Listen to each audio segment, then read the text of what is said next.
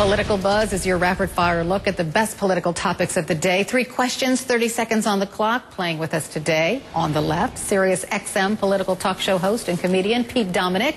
In the middle, Jason Johnson. He's chief political correspondent at Politic 365. And on the right, Republican strategist Ron Bonjean. Welcome to all of you. Good morning. Good morning, Karen. Good morning. Okay, first question. It's a serious one. It's about gun laws and the aftermath of the Trayvon Martin shooting. I'll let Bill Maher set it up. We can go on and on about hoodies and the neighborhood watch guy who looks like Chaz Bono, but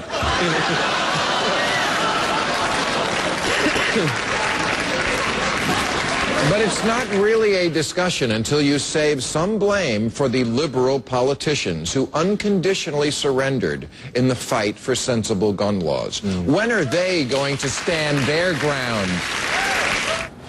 So the question, why isn't anyone talking seriously about America's gun laws? Jason? Well, look, because gun laws aren't really the problem. What we have here is an issue of racial profiling. What we have here is an issue of police corruption. It was racial profiling that led George Zimmerman to just assume that this young black man was doing something wrong. It was police incompetence that allowed them to not contact Trayvon Martin's parents for 3 days, not interview his girlfriend who was on the phone with him. So there are so many different layers of incompetence, bigotry, and government corruption in this that gun laws might actually be the last thing on this list to be effectively addressed, and that wouldn't necessarily be a problem. Pete. Well, here's a couple of statistics. Since 1968, Carol, 1 million Americans have died because they were shot by guns. Last year, 100,000 people were shot by guns. The truth is, no matter whether it's Virginia Tech, the shooting yesterday, or the Trayvon Martin case, which I agree with Jason has a lot of to do with race, people don't seem to be that outraged about gun violence in this country, putting pressure on their legislators. But the other thing is, the NRA is one of the strongest government lobbies there. They spend $24 million just on federal elections. That's hard to compete with. Ron. Yeah, contrary to Bill Maher's opinion, most Americans already believe that there are strict gun laws in place, and that's why politicians aren't pushing for them, because it isn't politically popular. And despite the gun laws that are in place, despite any more restricted gun laws, that does not prevent people from making stupid decisions like we saw in Florida. So, you know, I think that Bill Maher is just on the other side of it as an example of a liberal commentator. All right, second question is about Michelle Obama. She's on The Biggest Loser tonight, the latest of several TV appearances. She's been on Nickelodeon, she's been on Jimmy Fallon, she's been on David Letterman, and now she's going to be on The Biggest Loser. We asked yesterday if Ann Romney were Mitt's best weapon. Is Michelle the president's best weapon? Pete?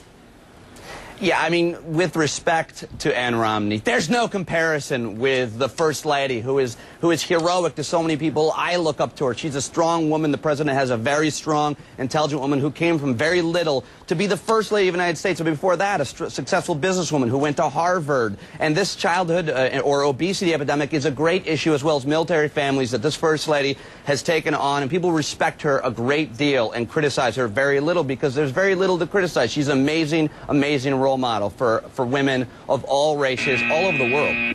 Ron.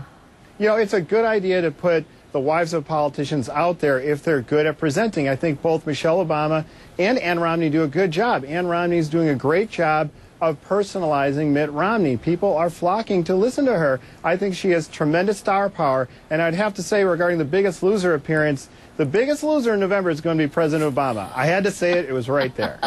It was. I know you couldn't resist. Jason. You know, best weapon for Barack Obama? I don't think so. This fall, I believe the ballot's going to be Mitt Romney and Barack Obama. It's not going to be Michelle. It's not going to be Ann Romney. And the reality is, even if you line up the two of them together, Michelle Obama gets slimed at the Nickelodeon Awards, but Barack Obama can make people faint when he speaks. Michelle Obama can do the Dougie with a bunch of junior high kids. Barack Obama can sing Al Green. I mean, they make a great combination, but she's not going to win this campaign for him. 68% of eligible African-American women voted in 2008. They were voting for Obama. They weren't voting for Michelle. All right, your buzzer beater now, 20 seconds each. Here's the third question.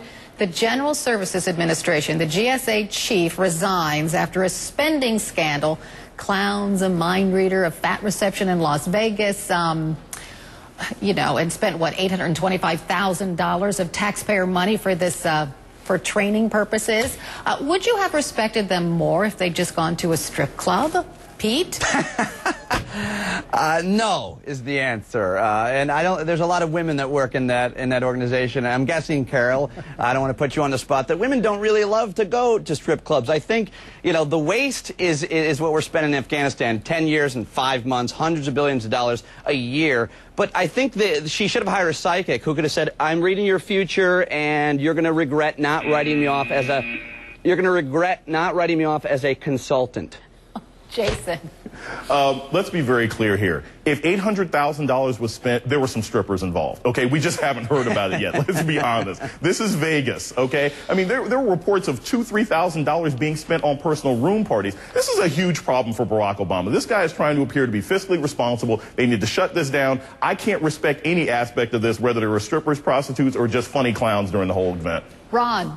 Yeah, I know it's a crazy situation, but what I would have respected them more if they would have hired Gary Busey and taken him to the strip club and had them get in front of the story with a huge incident. And, by the way, you probably would have endorsed Newt Gingrich for president once again. That would have been hilarious. All right. Ron, Jason, Pete, thanks for playing with me today. Thank you. Thanks, Carol. Still ahead, James Bond in the 2012 Olympics. Not even 007 can turn down a personal invite from the Queen. We'll explain in today's showbiz headlines. Plus, fixing up homes to flip for a profit